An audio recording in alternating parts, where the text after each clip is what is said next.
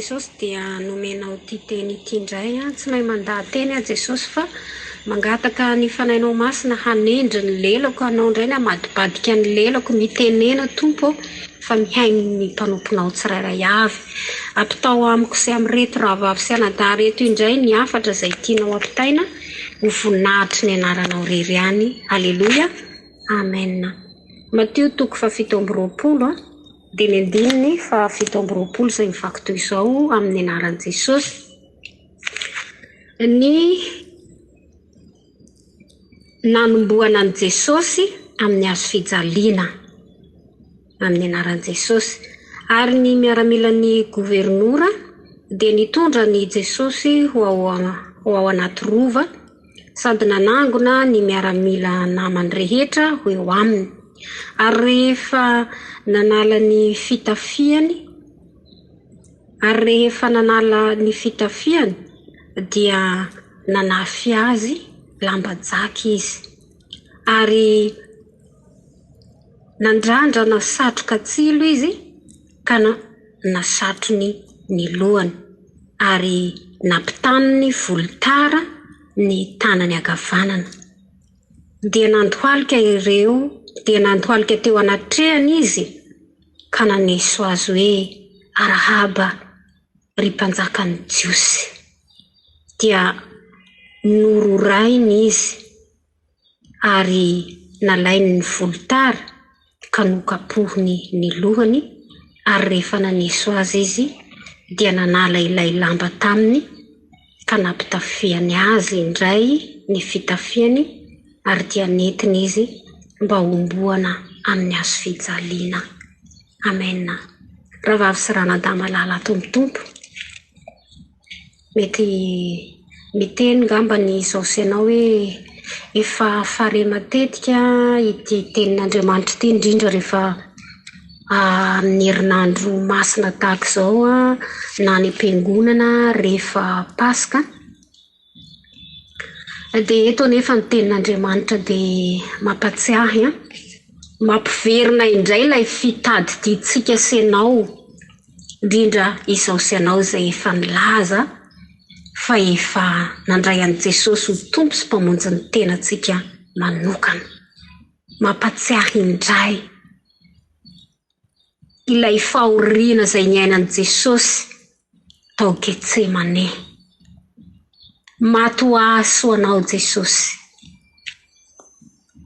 ary maty ho an'izao tontolo izao ihany koa. Tsy zoina amintsika intsony izany, mety efa lantsika tsenjery ny tenin'Andriamanitra maro samihafa izay manambara ny nanomboana an' Jesosy tamin'ny hazo fijaliana. Izao anefany matoa mbola miverimberina, tsy hoe nomboana indray Jesosy amin'ity herinandro masina ity na koa hoe nomboana indray Jesosy ao anatin'ny Paska, fahatserovana sisa. Fa izao kosa rehefa manota na misitaka na miala amin'i Jesosy izao senao dia manombo an' Jesosy fanondroany indray eo amin'ny hazo fijaliana. Mamerina mampijaly indray an' Jesosy eo amin'ny hazo fijaliana. Mamerina indray mamerina indray mametraka ilay satroka tsilo eo amin'ny lohan'i Jesosy rehefa manota, rehefa miverin-dalana, rehefa miverina indray any amin'ny fota mandrevon'izao tontolo izao, dia manombo fanondroany indray any Jesosy eo amin'ny hazo fijaliana. Sarovy fa rehefa manota indray izao sianao dia izao mamerina manombo an Jesosy manatevika indray lay lefina eo amin'ny lanovoan'i Jesosy. Rehefa manota ny olona anankiray mivadika eo amin'ny Jesosy dia izao mamerina mikapoka an Jesosy intsivy amin'ny 30 amin'ny alalan'ilay karavasy vy ary miongotra manaraka izany indray ny nofin'i Jesosy. Tahaka ny manombo an Jesosy eo amin'ny hazo fijaliana indray ny olona anankiray izay efa nilaza fa voavonjy kanefa miverina any amin'ny fiainana izao tontolo izao. Rahavavy sy ranadahy malala, ao anatin'ny tena hoe fahafaninandro farany itsika tsirairay avy aoka tsy hanombo an Jesosy eo ambony hazo fijaliana. Malahelo indray Jesosy raha mahita ny zanak'Andriamanitra miverin-dalana, mahita ny zanak'Andriamanitra izay mbola tsy voafora fo fa mbola mora tafitona, mora tezitra, na koa hoe mora mandeha any amin'ny zavatra ranofo rehefa misy zavatra tsy mifanaraka amin'ny sitrapony, dia lasa indray misitaka amin'Andriamanitra. Tsarovy fa mifanarahana an'Andriamanitra dia tsy mora, mandalo zavatra marobe. Ka te hampiverina asa ianao indray eto ny tenin'Andriamanitra, mijoroa hatrany, aoka tsy ho very maina ilay famonjena lehibe, famonjena mahagaga izay nataon'i Jesosy Kristy teo ambony hazo fijaliana. Mato anao, mato an'izao tontolo izao Jesosy.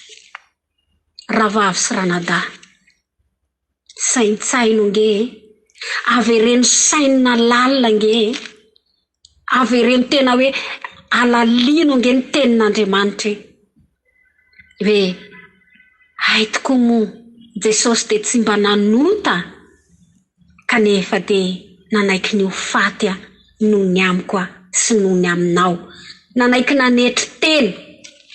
Ary raha hitantsika dia mbola misy eo amin'ny 9:7 vakina amin'ny anaran'i Jesosy manao hoe ary noho ny tokony ho tamin'ny ora fahasivy dia niantso tamin'ny feo mahery Jesosy ka nanao hoe Eli, Eli, lama sabachthani, izany hoe Andriamanitro, Andriamanitro, nahoana ny ty mahafoy ahy ianao.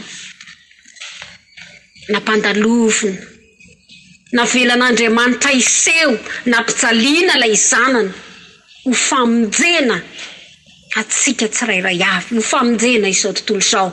Ny zany dia tsisy afa miala maina, tsisy afa maina intsony, tsisy afa miala, tsisy afaka manao excuse rehefa tonga ny fotoana izay ialako eto amin'ity tany ity, rehefa tonga ny andro izay hitsarana atsika tsirairay avy. Fa efa nomeny ny zanany lahy tokana mba tsy ho very izay rehetra mino azy fa hanana ilay fiainana mandrakizay. Tsisy fialan-tsiny intsony, zanakalahy tokan'Andriamanitra ny nafoy no famonjena atsika tsirairay avy. Mety hoe misy fotoana tratran'ny fahavarimbarianana mangatsitsika, kivikivy eo amin'ny fampona amin'ny tompo, dia izao miverena indray fa mbola tsy diso anjara, mampatsiahy, fampatsiahivana sisy fa Jesosy tsy hiombo hanombo ny tenany intsony eo amin'ny hazo fijaliana, fahatserovana, fampatsiahivana amin'ny alalan'ny tenin'Andriamanitra izay entin'ny mpanompon'Andriamanitra mifandimby, fampatsiahivana sisy. Moa ve mbola tena mirehitra sy tena hoe toritory fo tokoa ianao ao penona ny tenin'Andriamanitra eo ampamakina ny tenin'Andriamanitra ny amin'ny fampahoriana sy ny fijaliana izay natao teo amin'ny zanak'Andriamanitra dia Jesosy Kristy izay zanaka lahatokana. Tsarovy ilay tao Getsemane. Maty ho ahy Jesosy, maty ho anao Jesosy tao Kalvari. Noho izany dia avao izy indray tsy fantatra izay ora sy fotoana iaviany Jesosy efa vita ny famonjena. Anjarany tsirairay avy no misafidy. Karaha araka ny teniko tery aloha hoe raha mbola miaina indray iverina iaina indray ao anatin'ny fahazaran-dratsy efa nanafahany tompo dia izay ilay fanombohana fanondroany an' Jesosy indray teo amin'ny hazo fijaliana. Malahelo ny tompo mahita ny zanak'Andriamanitra izay mbola miaina ao anatin'ny tsy fifankatiavana, miaina ao anatin'ny fanenjehana, miaina ao anatin'ny fankahalana. Malahelo Jesosy nefa dia efa nanolotra ny aina izy. Malahelo Jesosy mahita ny fiangonana mikorotana, mpanompon'Andriamanitra maro samihafa, tsisy fifankatiavana, tsisy fifanarahan-tsaina. Mpanompon'Andriamanitra miaina ao anatin'ny fitiavan-tena sy fitiavam-bola. Malahelo Jesosy mahita ny olona izay mbola miaina amin'ny fanompo-tsampy, fijangajangana, miaina ao anatin'ny fahazaran-dratsy, miaina ao anatin'ny famonon'olona. Anjarantsika, anjaranao, anjarako, mitondra ambavaka amin'izao tontolo izao iverina eo amin'ny Jesosy. Ampafantatra indray fa ny famonjena izay natao teo amin'ny Jesosy dia ho an'izao tontolo izao fa tsy ho an'olombitsy. Noho izany dia aoka hanana andraikitra goavana izao sy anao. Tsarovy ilay famonjena izay nataon'i Jesosy teo amintsika. Aza donoina ny famonjena izay nataon'i Jesosy teo amin'ny tsirairay avy. Ory tokoa Jesosy, ory Jesosy. Ary raha vakitsika ihany koa ny any amin'ny Lioka 2:20 dia eo amin'ny 9:140 izay mivaky toy izao amin'ny anaran'i Jesosy. Eo amin'ny 9:240 amin'ny anaran'i Jesosy. Raiko, raha sitrakao dia esory amiko ity kapoka ity. Nefa aoka tsy ny sitrapoko aneno atao fany anao. Matsiaro mangirifiry, matsiaro Jesosy. Raha azo atao izy dia esory amiko. Nefa aoka tsy ny sitrapoko natao fany anao. Tsy afaniala Jesosy. Tsy afaniala Jesosy raha vavy sy ranadahy. Noho ny amin'ny fitiavana antsika, noho ny amin'ny fitiavana izao tontolo izao. Miverena indray. Tohizony ty. Marina tsy mora ny lalana, mandalo fizahan-toetra, mandalo fitsapana maro samihafa ny zanak'Andriamanitra amin'izao vaninandro iainantsika izao. Fa izao tsarovy ilay famonjena mahagaga izay nataon'i Jesosy tao Getsemane, ilay narana latsaka. Tsarovy fa rehefa natreboka tamin'i Jesosy. Halleluja. Misaotra Jesosy. Misaotra Jesosy. Natreboka teo amin'ny Jesosy ny lefiny teo amin'ny lany voany. Ny boroka ny ra, ny eso, ny latsa, ny rora izay natao teny mitavana, ny rano vinaigre izay nosotrony, lay karavasy vy nanaraka ny nofony Jesosy. Noho ny amin'ny famonjena satria tiany loatra izao sy ianao. Fotoana izao andinitsika tena mandritry ny herinandro masina. Fotoana izay tokony mbola hibebahana. Matombo verimberina ny teny dia tian'Andriamanitra tsy hisy very izao sy ianao. mba tsy ho verimaina ilay rana latsaka teo ambony azo fijaliana, tsy ho verimaina ilay fahoriana izay niainany Jesosy, fa natao azy ho anao, mpitarika Jesosy anao, dia aoka tena hoe ho modely, aoka isaintsaina ilay famonjena mahagaga ho ampitaitsika amin'ny ondry ilay famonjena izay nataony Jesosy teo ambony azo fijaliana. Maty ho anao Jesosy, tsy tia nisy ho very ny zany rahavavy sy ranadava.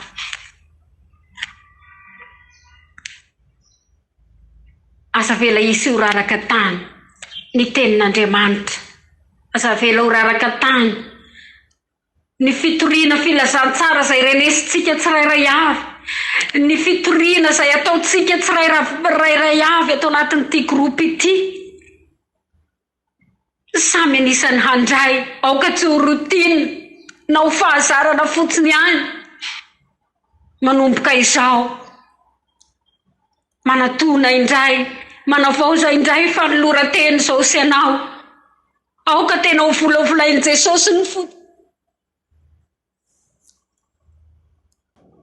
ny tsirairay avy, aoka tena hanana fovoafora eo anatrehan'Andriamanitra, ka isaintsaina ilay famonjena izay nataon'i Jesosy. Halleloia.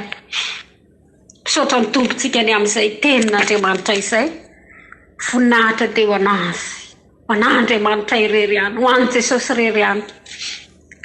Halleluia, halleluia. Misaotra Jesosy ny amin'ny teninao. Tsaroko izao Getsemane,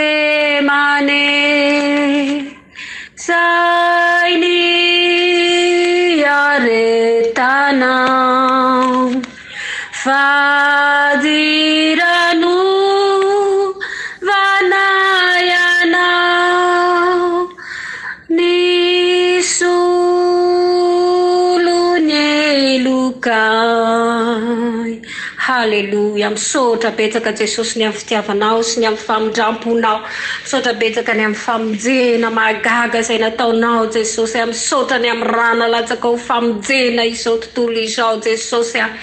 Indreto izay dia mangataka aminao indray mba tena hiverina amin'ilay fitiavana voalohany Jesosy, anamasy tena Jesosy, ary handroso lalindalina kokoa eo amin'izao fampona izao, satria efa vita ny famonjenana izy izao tontolo izao.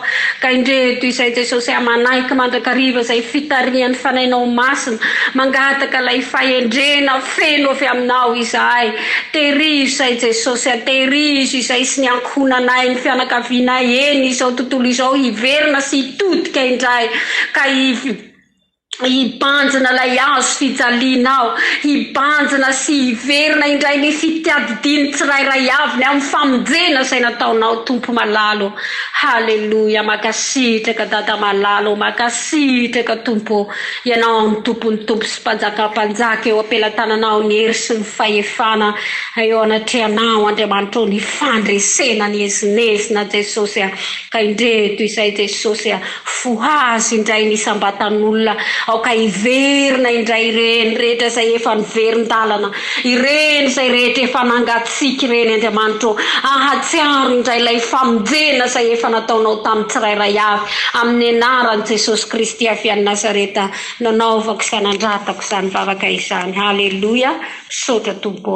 Amen. Mirary soa antsika rehetra, mahiresa sy mahatanjah eo amin'ny famponan'ny Tompo.